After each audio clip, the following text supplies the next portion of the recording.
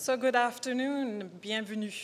My name is Anja Geitmann. I'm the Dean of the Faculty of Agriculture and Environmental Sciences, and on behalf of the faculty, but also of the other two faculties involved in this project, in their respective deans, Dean Jim Neisel and Dean Bruce Lennox, I welcome you here to this official launch event of the McGill Sustainability Systems Initiative. Today you will have a really interesting program. We will start off with a few words of mine, addition on top of what I'm doing right now. And then we have the core part of the event, and that is the actual launch of the three core first grand themes and the presentation of what these themes are about. Then following this, you will have the opportunity to actually ask questions. And I would like to highlight that we are live streaming this to McDonald campus. So I am here sort of split. I cloned myself. The other part is out at McDonald campus. Now, I was actually supposed to be at McDonald campus. And so we say hello to them. And unfortunately, this is a one-way stream only, and their way to return questions or comments will be by Twitter or by email. I will give indications later on, so welcome to McDonald campus. And following that, we will have a guest speaker. And today's guest speaker is Dr. Amy Lewers, who is the brand new Executive Director of Future Earth. Following that speech, we will have a wine and cheese and give you the opportunity to mingle and talk to our presenters, but also talk to each other, as it is most important that we actually get together and exchange our ideas.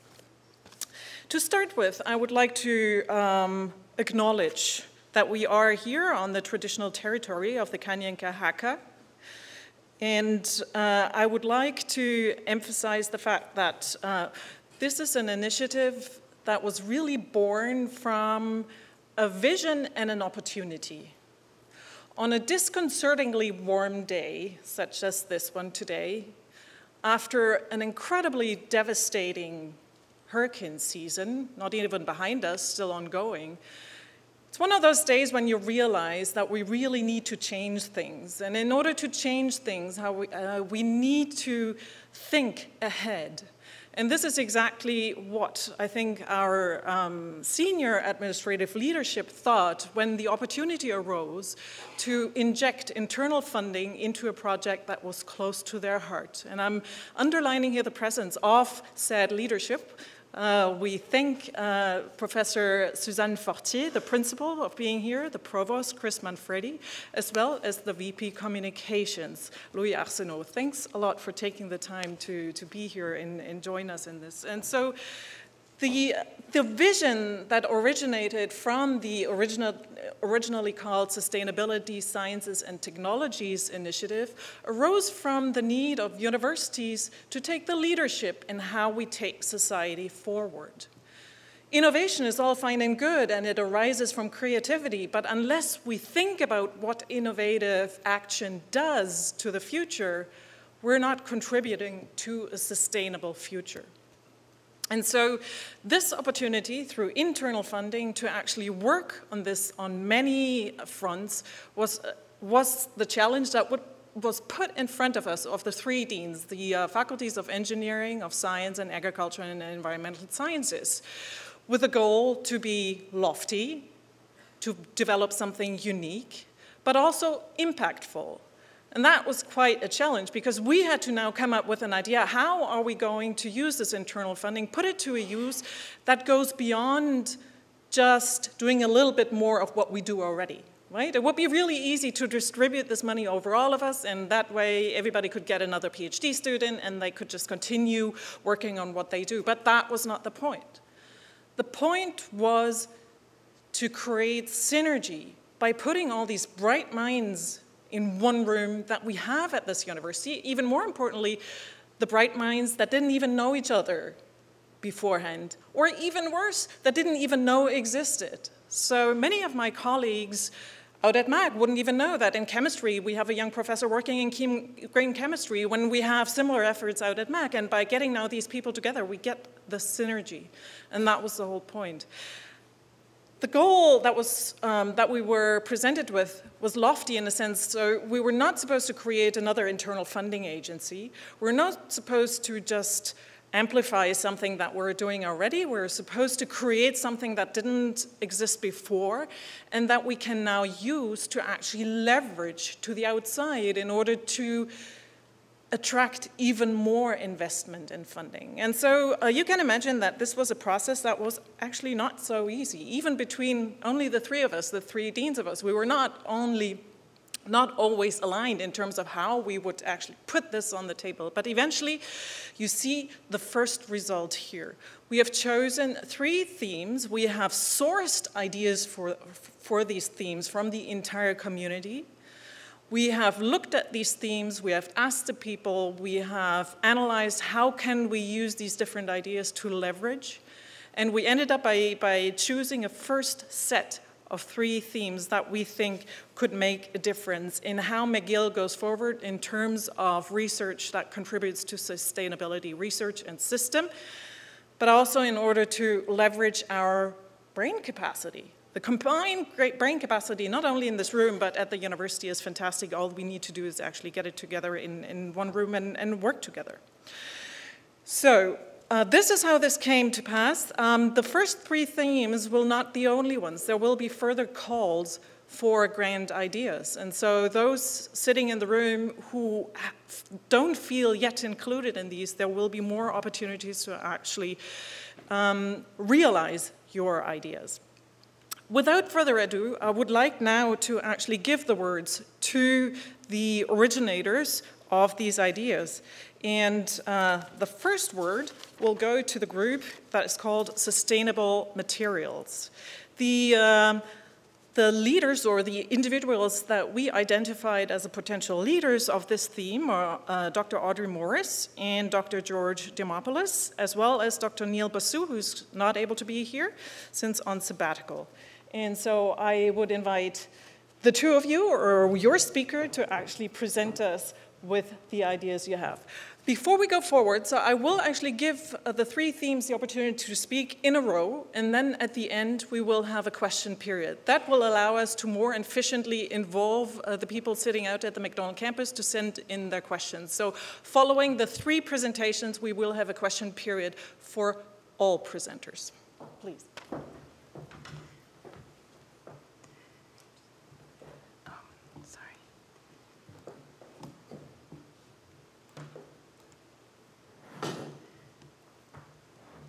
So welcome everyone to the launch of the MSSI initiative here at McGill. It's a great pleasure to be here to introduce some of our work to launching the materials theme that will be within this initiative.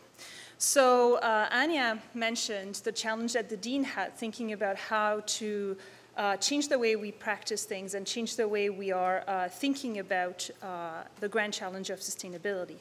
So my colleagues George, Neil, and I were tasked with trying to find a mechanism to doing this, and I'll try to show you what we came up with in this framework. So our grand challenge here is to recognize, in fact, a contradiction that we're in, that the society demands that we create constantly novel materials to address the needs of the society, to address the fact that we're facing major challenges in terms of energy, global warming, or just living our lives, food, health. However, one of the big problems is that it's been recognized that some of these materials later down the road leave a legacy and cause pollution, toxicity, and we only realize this much later, when it's too late, when they've already done a lot of damage, and everybody also has gotten used to the technologies and the way they function that has created the problem to begin with. So what we recognize is that a way to move forward is to actually have a mechanism for assessing the risk associated with any material way before we actually release it for consumption and way before it's actually widely spread. So the idea is to integrate this assessment of risk within the phases of design, synthesis, development, and use.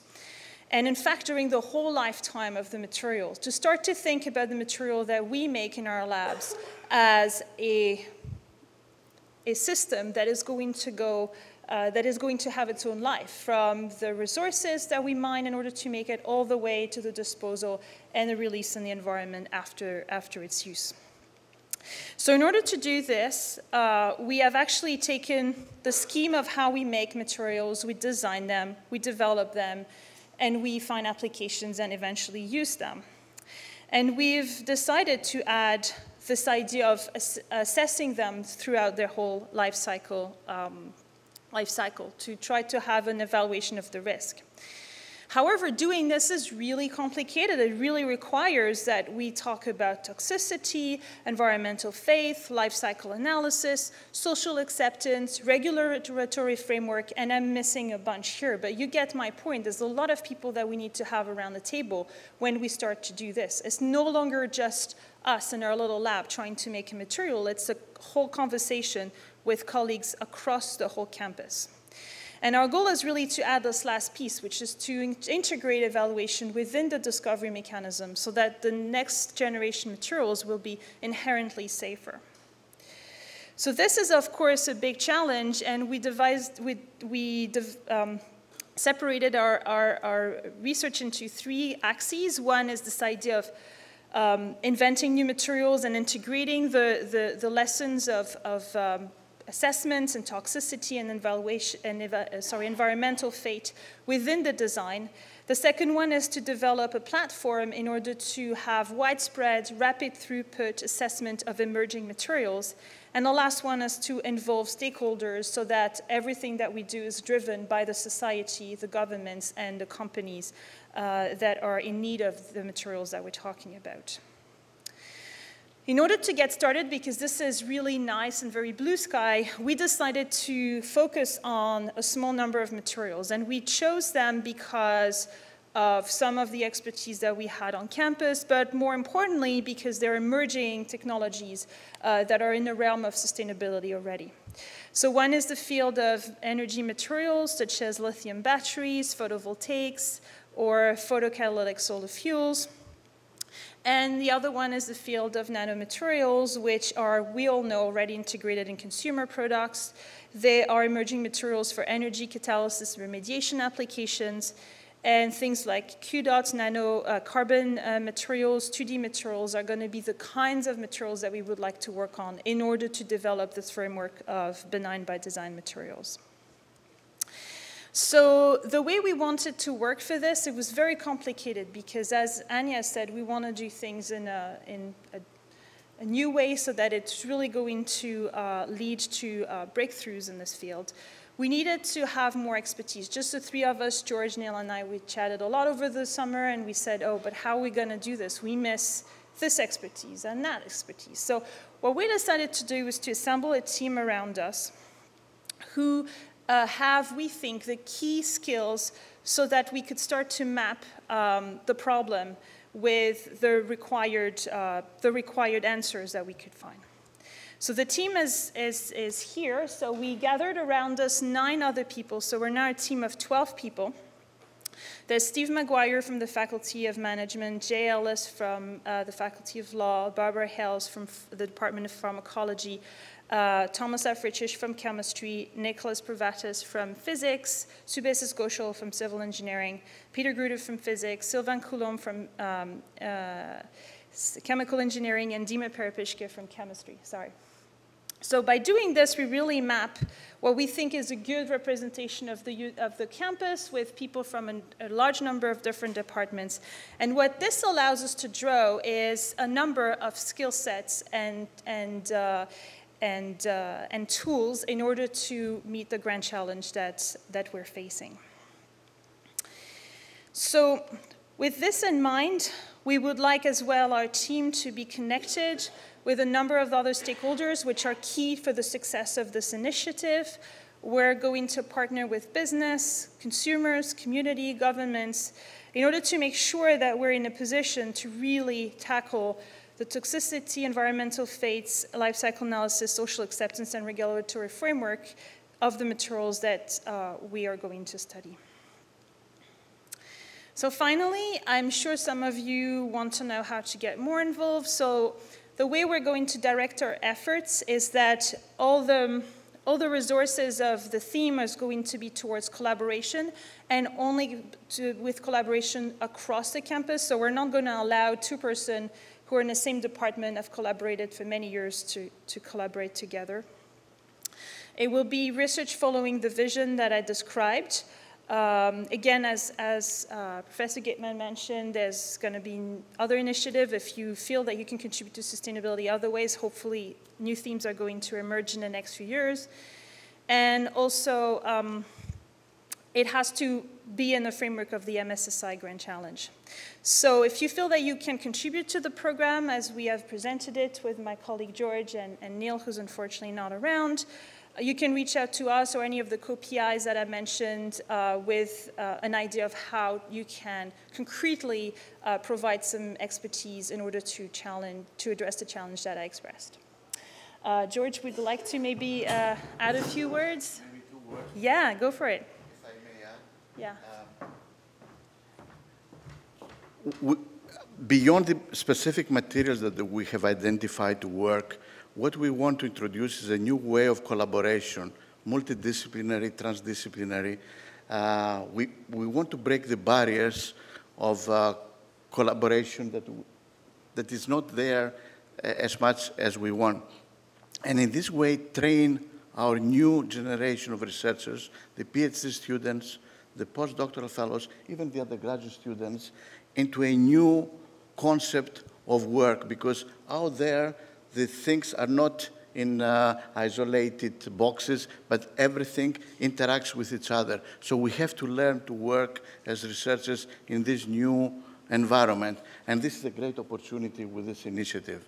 That's the training aspect and the new value added into that. I think it's a big plus with this initiative. Thank you very much, Professors Morris and Dimopoulos. I think this illustrates what we really wanted to achieve here, not only science and technology, but really systems and getting the other disciplines into such a theme. I'm going to proceed directly with the second theme, sustaining landscapes for the future. The leads that we have identified for this theme are Professor Lakshmi Sushima, Professor Brian Robinson, and Professor Elena Bennett, who is out at McDonald campus. So one of you two will present. Thank you. I'm going to start off here, and then I'll hand it over to Lakshmi midway through. So I'm really excited to be here and really excited to talk to you about the launch of the Sustainable Landscapes Initiative here at McGill through this program. And when you think about landscapes, you think, well, okay, why is landscapes? Why am I excited about this? Why am I passionate about it? And I really think landscapes is kind of this unique perspective and scale of analysis. It's almost this Goldilocks scale, right? Like it's bigger than a plot scale, which is maybe where individuals usually make singular decisions, but it's also a lot smaller than, say, a national scale where maybe you have tangible problems, but they often get boiled down into aggregate statistics, right? And so landscapes present this perspective where you can really think about problems and think about solutions to problems and how to maybe enact them, right? And so that's why I'm really passionate about thinking about, well, sustainable landscapes. And it also allows us to think about how to take people from a range of disciplines, really leverage the expertise that is here at McGill to bring together applied work, policy work, and try to better understand the systems that we want to affect. Okay, so we have a large sort of framework diagram here. I'm not going to go through this at all in detail, but I want to zoom in on a couple of points here. So the vision that we have for this theme is to identify and facilitate opportunities to create equitable and sustainable landscapes, right? So that's what we're trying to work towards, right? And there are lots of different ways that we can do that. There are 3 core project areas that we've identified in which we want to try to enact that vision. Okay, so first, we're focused on projects that look at landscapes of production, okay, asking questions about how can we produce goods more sustainably. And I'm going to talk about each of these in a little bit more detail in just a second, okay? Second, northern landscapes. How can we identify more sustainable pathways or sustainable pathways for Canada's north? And then finally, thinking about landscapes in transition, What are some sustainable transitions that can apply in very dynamic regions? And I'm thinking about economically dynamic regions, developing areas, places that are resource poor, that are moving into maybe higher income levels. How do we set those transitions in those places on a sustainable pathway? Okay, so these are the core project areas that we see this theme playing in. And each of those, go back here, each of these core project areas operate from the perspective of sustainability science. So it's implicit that integrated into each of these project areas are perspectives of economic, social, and environmental sustainability. Okay. We also have cross-cutting features that we hope to see operate within each of these project spaces. So we hope to try to co-produce some of the research questions that we have with policymakers. What are the most pressing needs and challenges that we have in our current landscape right now, and how can we, as a community, help address some of those? Those are maybe more medium-term goals. Those aren't going to be right off the bat, right? We have outreach efforts. We'll hold science shops. People can come into McGill, ask questions or workshop around specific issues, leadership training, doing web and social media outreach. But we also hope to integrate tools and ways of helping solve these problems. So these could be models or decision support systems, right? But we want to integrate these into all of the project areas that we're doing. So landscapes of production, what do I mean by that? So any landscape that we manage for extraction or consumption by society is a landscape of production. And so these could be things like agriculture, mining, timber extraction. And typically we manage these individual landscapes very well for one specific metric, right? So agriculture, we produce yields very well, and we're still increasing yields, and we need to keep increasing yields, right? Mining, we extract materials. But rarely do we try to measure them or manage them for more than just one metric. And so part of what we want to think about here in this landscapes of production are what are some of the other metrics that we might want to measure across the landscapes? And then what are some tools that we might be able to bring to bear that help us do that in a more integrated way? And hopefully, if we are able to address some of these interactions, this helps lead towards more sustainable landscape interactions. So landscapes in transition. So this is more of a thinking from a development perspective. And leveraging some of that expertise here at McGill. But thinking about in these transitioning areas, there's lots of social changes happening, a lot of social issues that need to be addressed, but there are also a lot of climate or environmental vulnerabilities that exist as well, right? And these are all happening in the midst of dramatic economic and institutional changes. And so in these kinds of landscapes, there might be things that happen in one place dramatically could affect things that happen in another, or even across various countries. And so we want to look at these interactions among landscapes, things that might affect livelihood strategies or migration patterns, or how coordinated policy might lead to more sustainable outcomes in some of these landscapes. And to pick up on the last core area, I'm going to turn it over to Professor Shibum. Thank you. Okay, thanks, Brian. I'm Lakshmi Sushma. I am with the Civil Engineering Department and TICED. So I'm going to be talking about the other area that we are going to be focusing on within the landscapes theme. This is the northern landscapes. So it's a good idea to get started with the definition of what is northern. Here in Montreal, we are north, but we decided to focus on the Arctic and the subarctic regions, that's to say 50 degrees, north of 50 parallel. So that said, it's a very dynamic boundary. We may decide to push this boundary further south such that we can look at other interesting questions and technology, and also do some integrative projects with other themes such as the urban that's going to be presented following this one. So there are lots of changes happening in the northern landscapes. So we have to first of all think about climate. The figure that I've put up there is actually showing you the permafrost degradation for different scenarios. So what you see up there in red and orange are the regions that would be where permafrost would have completely degraded when the global mean temperatures increased by 1.5 and 2 degrees Celsius respectively compared to the pre-industrial climate. So this is going to have socioeconomic and going to impact the socioeconomic and eco-environmental systems. So infrastructure is already being affected. So we have to take all these considerations into any planning that we make. Not only that, there are other changes that's happening in the north. You have vegetation migrating north as a result of a warmer climate. You have retreating glaciers. What you see in these two panels, the top one is showing you the glacier fractions in current climates, and the bottom panel is telling you what might be the glacier fraction, say, in future climate, that's to say by the end of the century. And all this is going to have an impact on the hydrology, the climate, etc., and we have to consider all that. Not to mention changing extremes.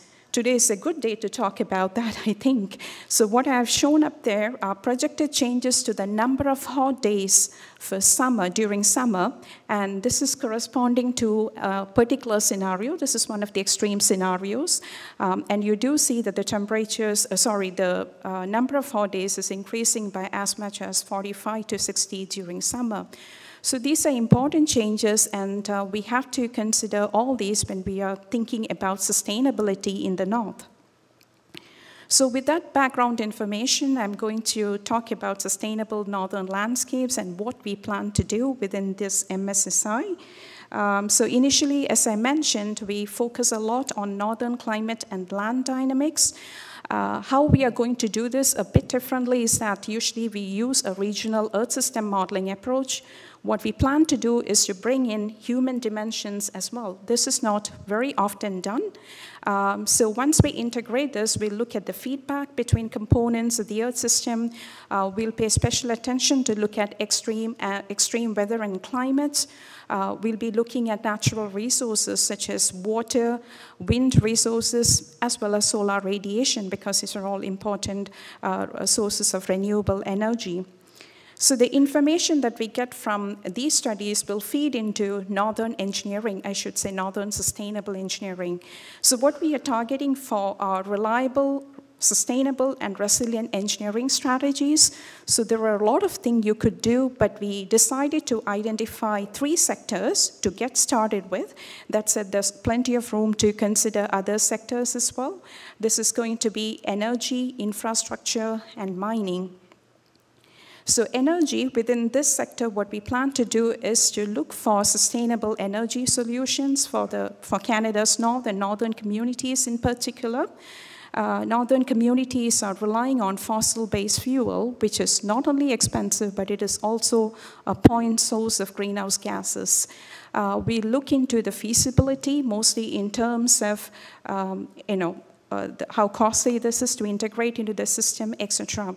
Now, I forgot to mention, not all of this research we have to get started from scratch. There are already networks and projects that are doing this, so we might benefit from some of these networks that's ongoing. Not to mention here, there is an NSEC Hydro-Quebec Research Chair in Renewable Energy here at MECL, so we could benefit from some of those existing programs.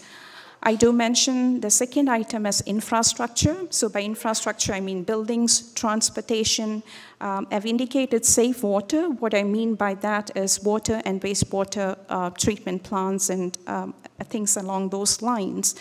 So we try to improve design, come up with sustainable design and new technology such that we can have sustainable infrastructure in these northern latitudes. The third item there is mining, and what we are going to work towards is to reduce the footprint of these mining activities in the north, and this will be done mostly through the development of new technologies and also through climate change informed decision making. So another important factor is the social aspect that comes in. So we have to take into account the social priorities. This is something we have to still develop on. So anybody in the audience, if you're interested along these lines, please get in touch with us. So bringing all these 3 different factors together, that's science, engineering, and the social sciences, that's going to be a powerful integration that we are targeting for. And this is towards the co-production of knowledge and technology related to sustainability. So what do projects look like? Brian already gave an idea. So what we plan is to bring together, like all the other teams, expertise, and know-how across McGill to contribute to this initiative. Definitely, there is a tremendous richness to be gained from leveraging all expertise and perspectives. There's going to be plenty of room for integrative and interdisciplinary research and education. To make this program a success, of course, we have to think about short-term goals, medium-term, and long-term goals. So short-term goals, we designed some activities within each core project area to benefit from existing projects and networks. We target for some position white papers on sector-based sustainable science and technology. So we aim for some joint papers that would come out right away in the first year of this program. There's medium to long-term goals. We have to carefully design these activities, and they will eventually lead to innovation and integrated smart tools, which is going to be the legacy, at least from the landscapes team and also for the MSSI. And the ultimate goal is also to inform policy. So I think with that, I'll ask the next team to come forward. Thank you. Thank you very much, Professor Robertson and Sushma. And I'll turn over directly the podium to Andy Gonzalez, who is one of the leads of the last theme that we'll be presenting today, and that will be adapting urban environments for the futures. The co-leads of that theme are David Vaxmuth, here I believe, and Kevin Minot. Thank you, Anya.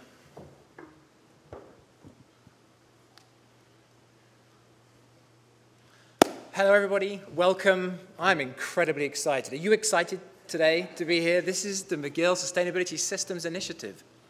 I haven't seen anything like this at McGill since I joined in 2003. We're at the dawn of a completely new way of doing research at McGill, I think. That's what's happening today.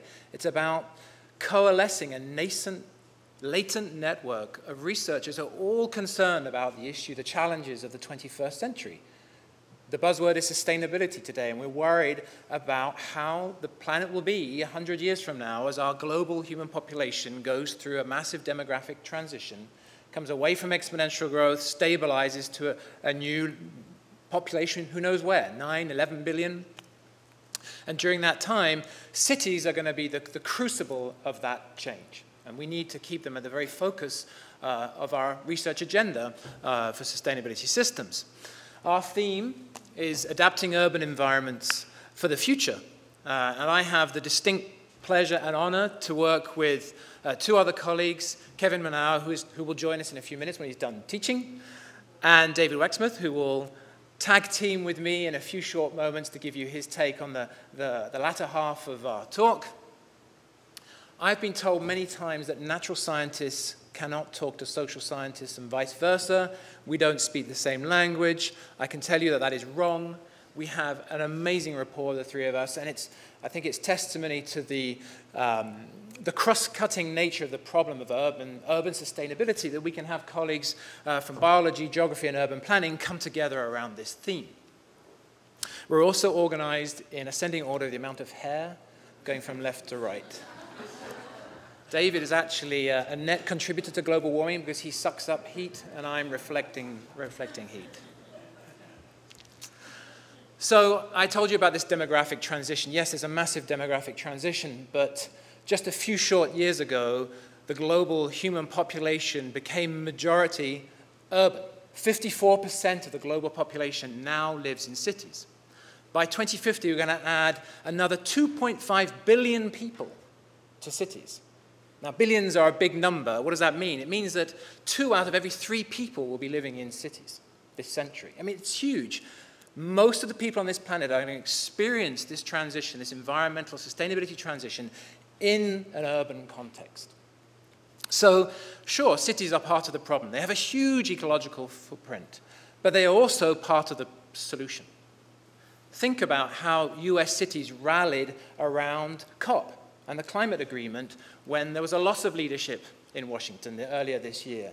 So we have this incredible opportunity to see cities as these complex adaptive systems that, although we can't control them in a way that we like to think about command and control, we can can we adapt them? Can we shift their trajectories to a more sustainable goal or horizon?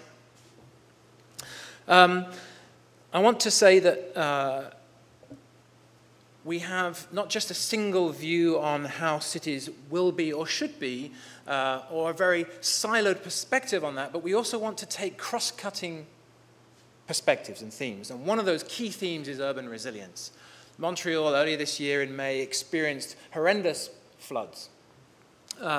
We can think of Hurricane Sandy. We can think of all the hurricanes that we've had this year in the US. There are extremes happening because of climate change, but there are also other forms of environmental extremes that are occurring in urban environments. So we need to think about urban systems. Yes, they're complex, but can they be resilient? Can they recover and rebound following stresses?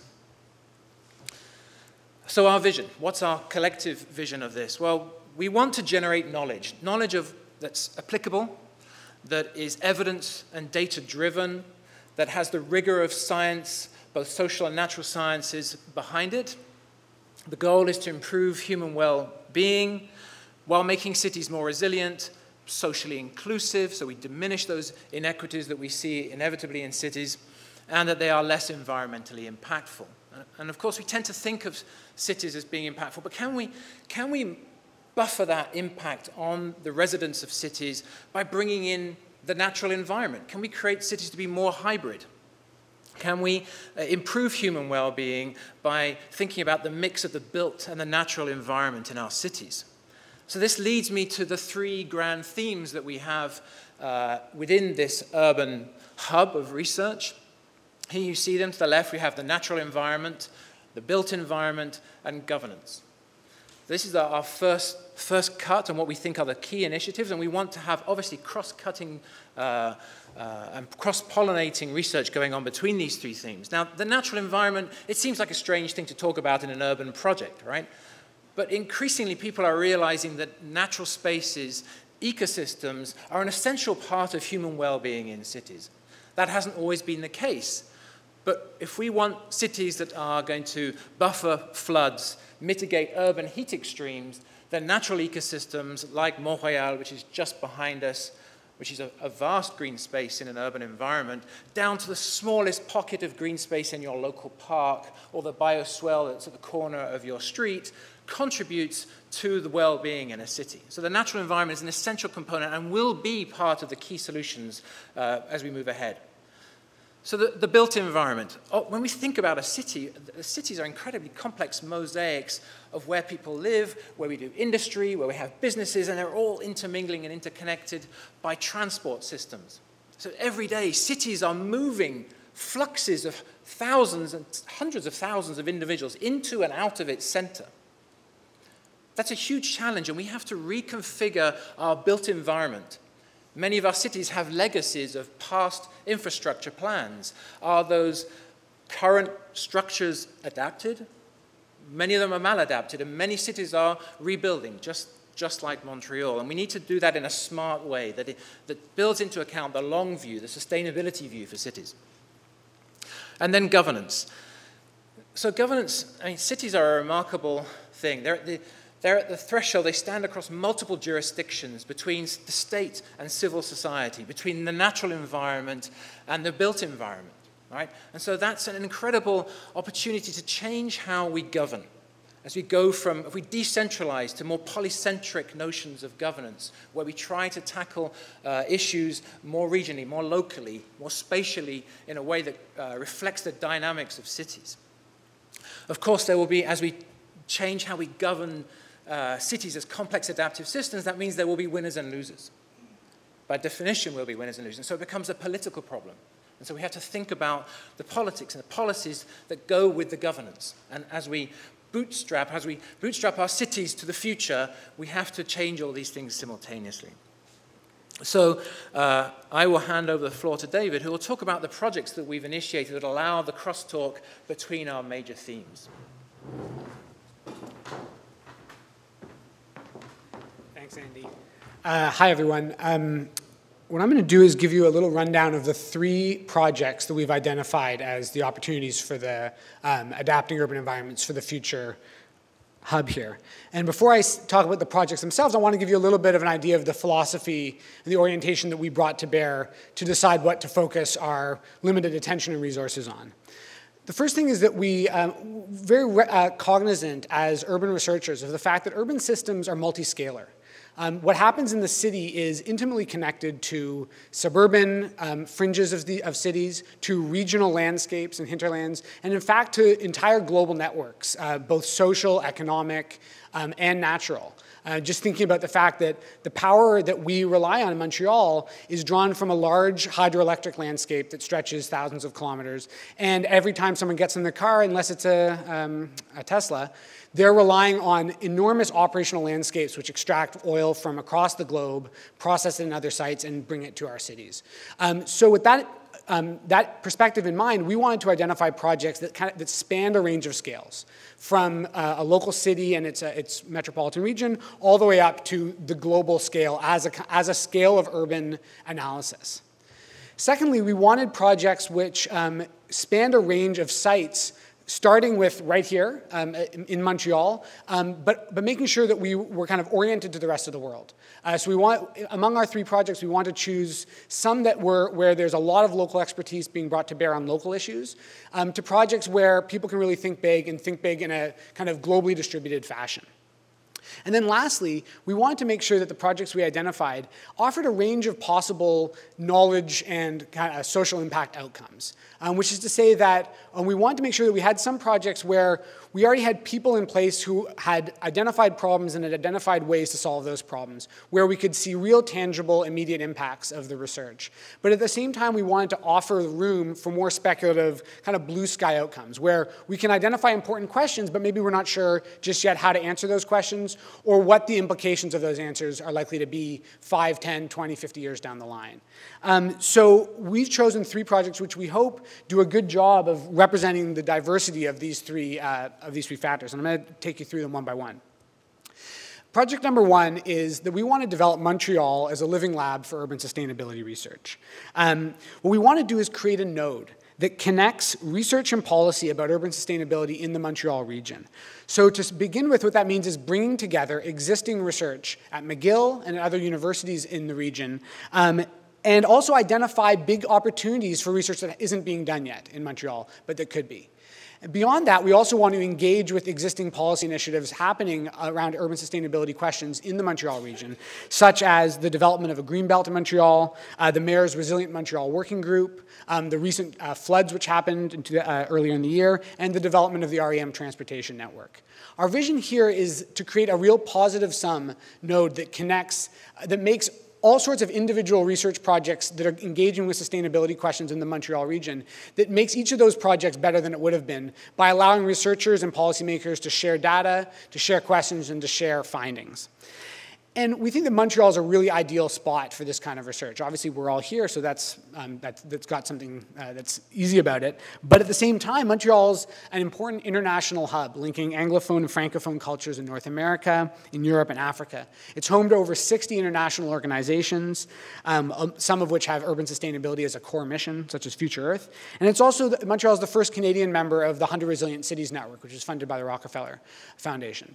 At the same time, Montreal is a medium-sized city with 4 million people, which places it in good company. Hundreds and hundreds of cities, and actually where most of the urban population lives around the world, is not in gigantic megaregions or in small towns, but in mid-sized cities like Montreal, which means that the kind of research and kind of findings we can develop here have a really good chance of being applicable and insightful in other contexts around the globe.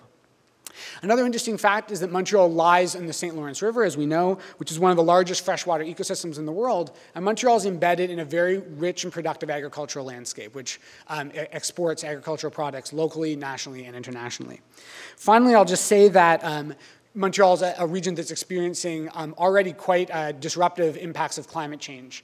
In fact, Montreal is projected to get, in some cases, about double the global average of global warming we're going to experience here, which means it's a very important site for studying the urban, the local, and the regional impacts of climate change.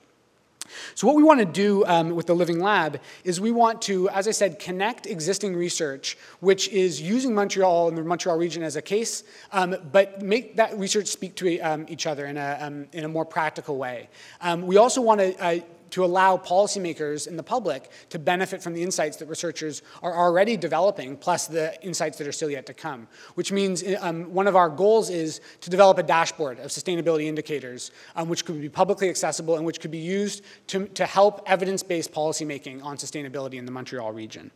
We think that McGill's already got a ton of capacity and expertise to look at issues related to food, waste management, transportation, extreme weather, governance, land use changes, and development patterns and equity. And we really look forward to building that expertise by involving more researchers at McGill and also at other universities around the Montreal region. Our second project, which kind of expands the scale of analysis a little bit from the local in Montreal to the national, is the Panama Research and Integrated Sustainability Model, or PRISM. And the idea here is to develop an integrated model of urban interactions with the regional hinterland. The project's going to use spatial modeling in combination with other research methods to create a plan for growth in the metropolitan area, which takes into account regional and national environmental, resource, and social impacts. And what's great about this project is that we've already got some really strong existing leadership in place. Brian Leung and Catherine Potvin from biology are currently leading the PRISM project, and they're taking advantage of really rich and growing connections between researchers at McGill and down in Panama, in the country and the city. Panama is a great location to try to develop this kind of integrated model because the metropolitan region is experiencing massive economic and population growth. It is a hub of international shipping traffic worldwide. Panama is a major site for global trade and logistics. And it also has a highly skewed wealth distribution, which means that there are major inequality and social implications for how growth is managed in both economic and environmental terms. To address these complex issues, PRISM is going to apply a range of approaches, including cutting-edge models for land use, hydrological models, as well as whole country economic models. We're going to use GIS mapping, experiments and field studies, stakeholder interviews, and participatory approaches, which will integrate traditional ecological knowledges. Now, our final project that I want to tell you about is the one where we've allowed ourselves to be the most speculative and kind of dream big dreams. And it's called Sustainable Growth on an Urban Planet. And this project is motivated by the idea that Andy already brought up, which is that the planet is currently undergoing a one-time urban transition. And one way to think about it is that over the next century, the number of people who are living in cities is going to triple. And almost all of that growth is going to be occurring in the Global South. Now, the thing is, because urban infrastructure is so long-lasting, how urban growth occurs and is managed over this next 100 years is going to set the script for actually hundreds of years of human interactions with the planet and with the natural environment. You know, we're living in Montreal with decisions that were made as far as our transportation system, as far as our built environment, the form of our buildings, that were made 100 years, 200 years ago. And the same is going to be true going forward, which means we've got this one-time opportunity to really understand the sustainability implications of the current models of urban growth, which are unfolding in sites across the planet, as well as the implications of possible new ways to think about how we can manage and steer urban growth in more environmentally sustainable ways. Particularly what we're interested in looking at is the growth of new cities in the Global South, particularly in East Asia, which are kind of created out of whole cloth almost, usually on the fringe of existing metropolitan areas, as well as the more kind of organic growth and sprawl of existing metropolitan regions. So what we'd like to do is allow ourselves and researchers the opportunity to really consider and reconsider the theoretical basis of how we understand urban sustainability in the context of urban growth worldwide. We want to identify different typologies of urban growth and sustainability outcomes, and we want new methods for measuring and characterizing urban metabolisms in these contexts. So those are the three projects that we've identified. These are still very much in formation. One thing I want to say is that tomorrow morning, as many of you hopefully are already aware, we're going to be hosting a kickoff workshop from 9:30 through lunch, where we're going to bring together a set of researchers who want to contribute to this project and really try to kind of nail down in some fine detail how these projects are all going to evolve over the next several years.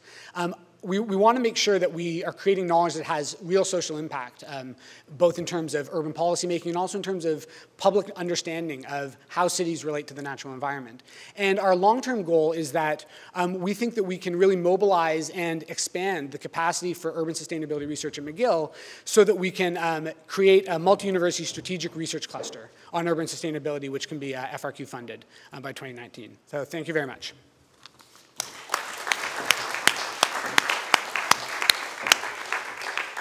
Thank you very much to all three themes for giving their overview over their conceptual creation of the themes. I would now like to open the floor for questions. There's two logistical things. First of all, please use the microphone because otherwise McDonald campus will not be able to hear you. And I hear that's not relevant anymore. Are they online though? Can I tell them the Twitter not working? It's 2017, we're still working out the logistics, not connecting the world, but just simply connecting two campuses in the city, it seems. So I invite you to ask either global questions that might be answered by one of them or very specific questions to any of the themes. Yes, please. Hi. I have a question regarding the materials for sustainability, and the moment that you look at the materials and if they can be harmful, or I think would have to be looked at with the view that if we don't adopt these materials, something worse will happen. And I'll give you an example. Some people think, for example, gallium nitride or lithium-ion batteries might be a bad thing because the material itself might be toxic, but the energy systems based on energy storage and renewable energy with photo PV panels would be hugely beneficial for the Earth, right, for society. So I'm just trying to find, there's got to be links to assess the usefulness versus the pros and cons, usefulness versus toxicity versus risk. Thank you.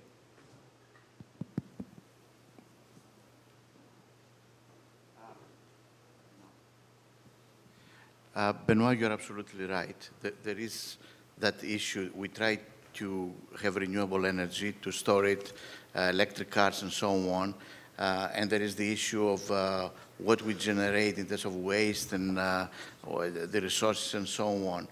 We need a sustainable approach. There will be always a compromise at the end, but to minimize from the design point of view, starting point, this impact that will come with the disposal of all this renewable technology and energy storage materials and so on. Yeah, I think there are two ways to answer your question. The first one is to try to never use one material in absence of the context and comparison with meaningful other materials. And that's what we're going to try to do via using life cycle analysis approaches so that you can actually integrate, as you said, toxicity versus usefulness for other aspects of the life cycle assessment. The second way to actually answer your question as well is, you know, the toxicity of the atomic or molecular toxicity of some materials may be very different from the actual toxicity of the materials themselves. And this is still a very emerging research field as well. So there is contribution that needs to be done in that respect as well. So in other terms, the material you mentioned, we actually don't know very well how toxic they are and what happens to them if they are in such a context or such another context. So I think that what we're trying to do is to tackle both these issues. So work in a systems approach with LCA and also try to understand better the actual risk associated with emerging materials. Yes, there's a question in the back. Just a practical question. Coming from the School of Architecture. Could you repeat when the microphone is there? Thank you. It's a very practical question about getting involved. We've got some students from the School of Architecture here. We've got a whole school of 300 students and faculty who do almost nothing except work on urban environments. How can we best get involved in this initiative, both from a faculty level and a student level? We've got all kinds of projects that seem like they would fit really well, especially in the city's theme. Thanks a lot for the question. On behalf of the Urban Environments team here, as I said, we're having a workshop tomorrow where we've invited as many people as the mailing list had on it to come and try to contribute. So that's step one. But this is, we're at the very beginning stages of what's going to be a multi-year process. So I think the best thing is come talk to us and let's talk about it, because I think, right now there's nothing but opportunity, really. I don't think many people do know about it yet, so I'll make sure I sort of spread the word, and however best that can happen, just to make sure that everyone gets connected, that would be great. Terrific. So definitely tap into the school there, because you've got just an incredible resource of research going on there on the topic. There's a question.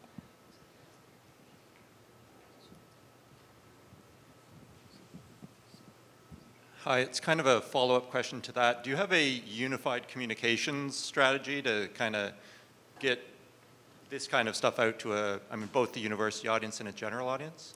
So communication is crucial in this, and we're working on this. First of all, we have set up a new website. What all of these themes were told in the beginning, and we'll get clear instructions, is that they will need to report and communicate regularly. How exactly that will be done in form of blogs, in terms of communications, that will be worked out, but that will be one of the crucial aspects of all of this, to first of all allow the community to actually contact and get involved, but second of all to report on the impact that this will be having. So more information will be forthcoming on that, absolutely. One question here.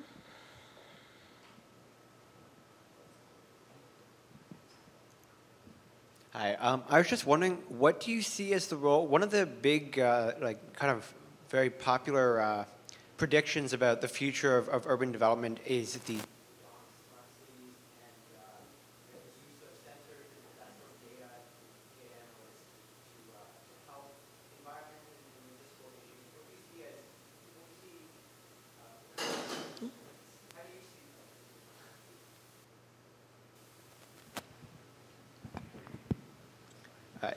sorry. So smart cities, what do you see their role in the future of urban development and sustainability?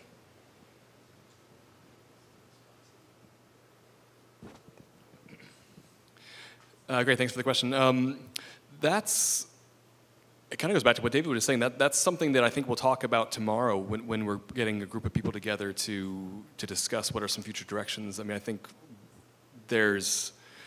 that definitely is a direction that cities are going with, all this big data, all this sort of, everything's tracked, everything. There's all this remote sensing, there's all these sources of data. We're definitely hoping to take advantage of those things, but in terms of, I think to directly address your question, I think that's the kind of thing we're interested in getting input on in terms of how that could be turned into a research question or research agenda here. What is the role of smart cities in urban sustainability? And that's definitely something we're hoping to examine. Yeah, I would just add to that, there are opportunities to think about, how do we instrument cities that are not smart from the get-go, right? How do we, for a city like Montreal, what kind of use is there for sensors to help us guide the future of that city? And a city, data is only so good as, data is not knowledge. It's only as good as the inferential frameworks that you have in place to interpret the results, and we would like to think that there is much more work to be done on that.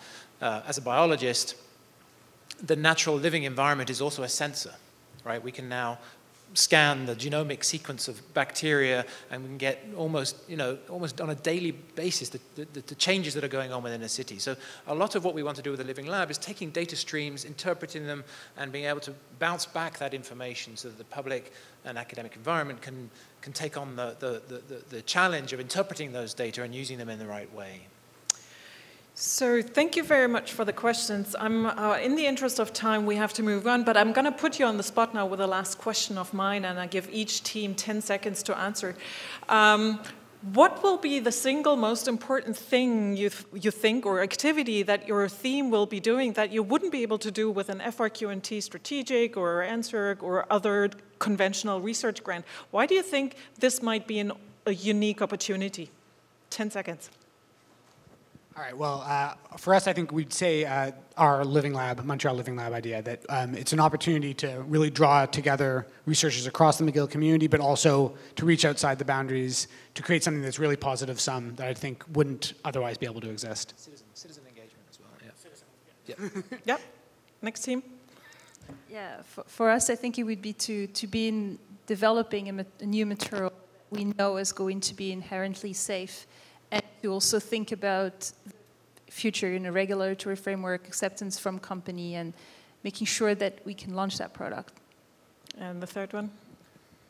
For us, I think, at least what came to mind for me was being able to galvanize the research community at McGill. So taking expertise that exists here, and then being able to use that energy in a really nimble and creative way that we wouldn't be able to do if we had a lot more reporting requirements.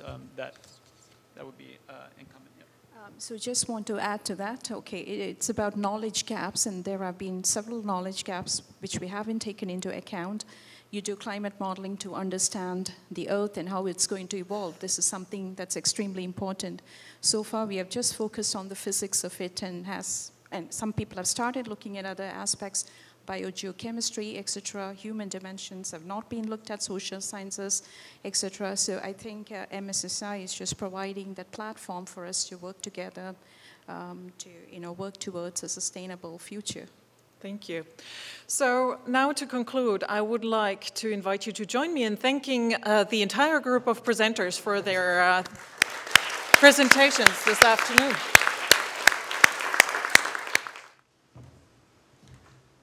So for those of you who don't know me, I'm Jim Neisel. I'm Dean of the Faculty of Engineering here at McGill.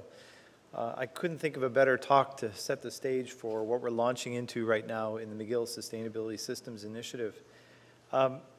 We heard a lot today in our presentations about the world, humanity, nature, the globe being at a point of major transition. I have to say I think McGill too is at that point. So here we are heading into our 200th year. I think we need to start thinking about what we want to be as an institution for the next 100, 200 years and beyond. And I think what we've done is we've managed to do a lot as an institution, building on, I guess you want to say, the kind of the monastic approach to scholarly education. And I think it's time maybe to break the church and take it in a very different direction.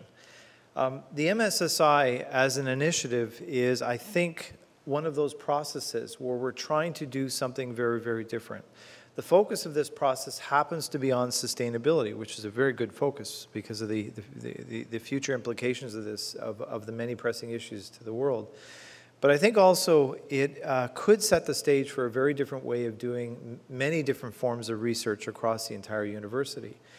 The MSSI, while we've chosen a number of themes that will be our focal point for the next few years, that's only the first stage. There are other projects, other themes that will be funded over the course of the coming years. But we want to sustain something into the longer future. What we want to do is set a new stage for collaboration among disciplines.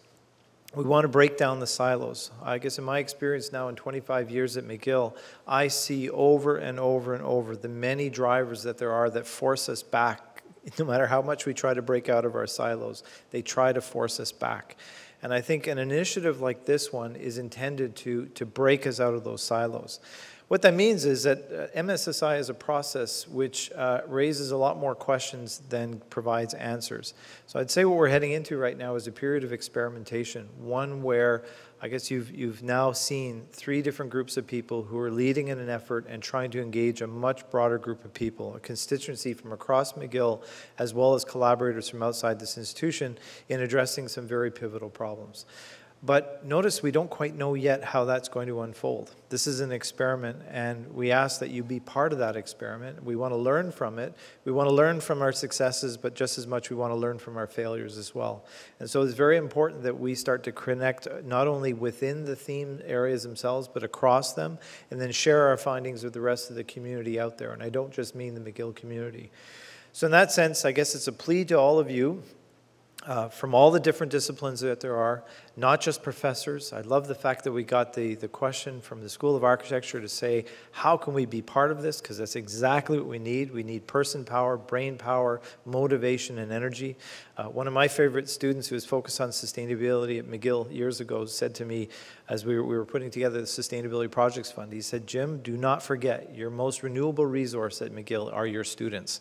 And it's true. There's an energy there in the people that come through our doors and get pushed out the back end with their degrees that we need to capitalize on.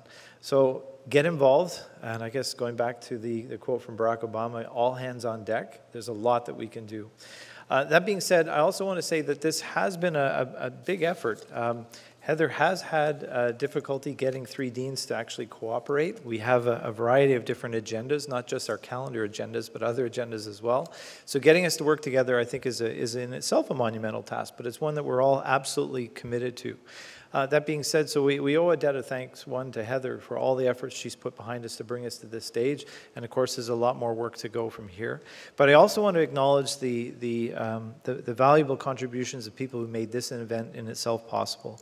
So just by name, I'll mention Sarah Wilson, who's a research associate, Teresa Changsang, an administrative assistant, some work study students, including Shabir Abdul Hamid, Lina Gandour, and Ren Donestad, and then volunteers in downtown, including Leo, Kitty, Aditya, and at the Mac campus, Alex and Ya. I also want to mention specifically Alessandro at the MSSU and the communications team. This, again, is only the first of many, many events over the coming years. We ask you to keep getting involved in them. Our next invited speaker will make a presentation on Thursday, October 26th, and we will communicate more information to you as we approach that date.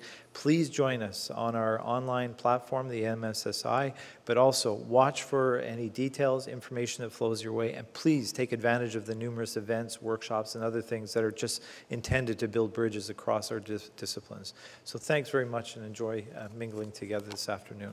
Thanks.